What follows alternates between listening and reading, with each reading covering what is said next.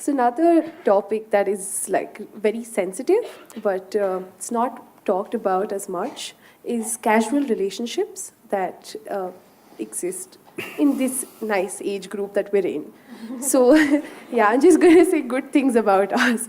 So people engage in physical relationships today, and what they lack is a lot of emotions. And we want to know if it's opinion, I mean your opinion on it, and whether people do it by choice. Is it healthy? Is it, what to make of it? Mm-hmm.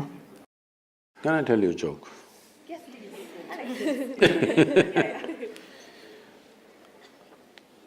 There was one Mrs. Bhatia. No Bhatias? I could change the name. There was one Mrs. Bhatia who was having her 50th wedding anniversary. They had a wedding anniversary, and the next day she filed for divorce. The judge saw the divorce petition. He was also a good family friend. So he called her and he said, "Why you want to divorce your husband? He's such a sweet little thing. Why do you want to divorce him? On what grounds you want to divorce him?" She said, "He's not been faithful to me. He's been cheating me." How do you come to this conclusion? Just yesterday you had your 50th wedding anniversary, you were fine yesterday, how do you conclude this? I got little nostalgic and started flipping through the photo album. Then I saw none of my 5 children resemble him.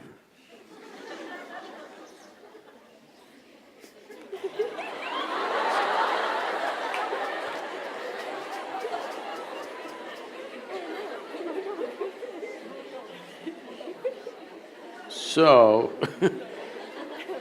right now, do you remember how your great-great-great-great-great-grandmother 10 generations ago looked like? You don't. But her nose is sitting on your face right now. Your body remembers, yes or no? Yes.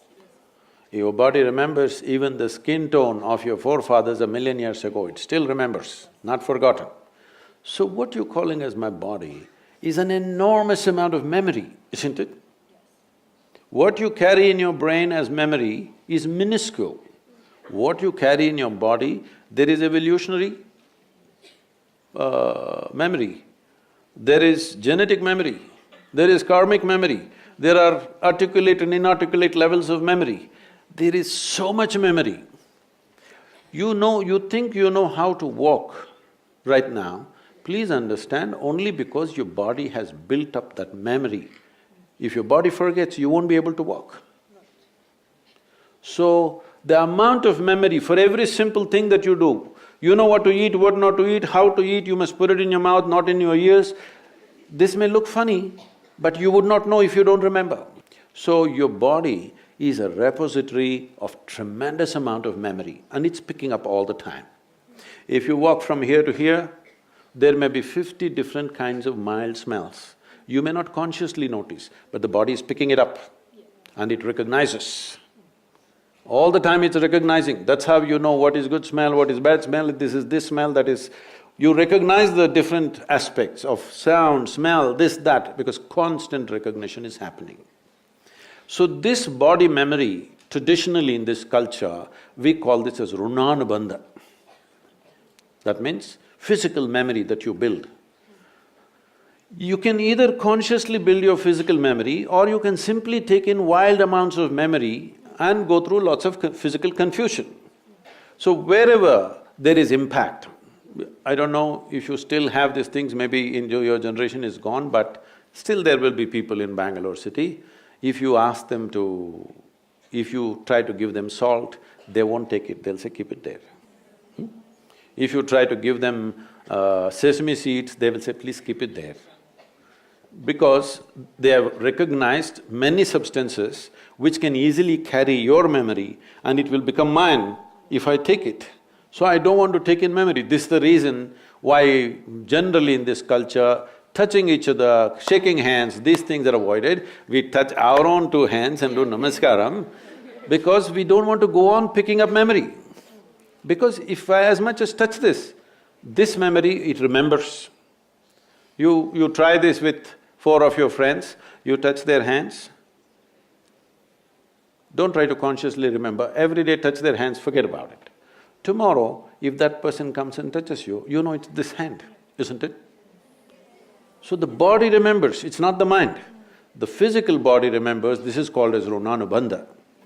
When there is a sexual interaction or there is any kind of intimacy which involves thought, emotion and body, the amount of memory that is left in your system is very big. It is from this context they said you must keep this as simple as possible. There are other aspects where in certain tantric process and all they're involving, they are preparing themselves for years to distance themselves from the body in such a way that the body doesn't pick up anything from anywhere. This is being done like a sadhana, not as sexual promiscuity. So, the question is not of morality, the question is of what is it that you want to do with yourself in your life. If you want to be in such a way that in your life, your inner intelligence will be the most dominant thing in your life, not your physical body, then you must keep the body's memory as simple as possible. This is why simple types of food, people go into very simple kind of food, not complicated. Even now, I eat 1 meal a day and I eat only 1 item in the meal. I won't eat 10. I may eat all of those things another day, but today I'll eat only 1 item because it makes a huge… Just experiment and see, don't go by what I'm saying. Just experiment and see, especially when your examination time comes, eat simple food and see what a difference it makes for your intelligence, how it functions, how alert you are, everything. So, what is it that you're trying to build yourself to? Do you want to build yourself to be a sexual supernova? Or… No, I'm saying some people may have that intention, that's up to them. But what is it that you want to do with your life is something that you must decide. If you have decided that, it's very, very important that you don't unconsciously pick up enormous amount of memory because this will lead to… Later on you will see, it'll become very difficult to remain peaceful and joyful in your life, no matter what good things may be happening, simply because there is confusing memories in the system. When something else of similar nature comes, the body goes into a turmoil of confusion. It may not translate into your mind, just physically it will go on. So, it's a choice that one has to make. It's not a question of morality, it is a question of living sensibly.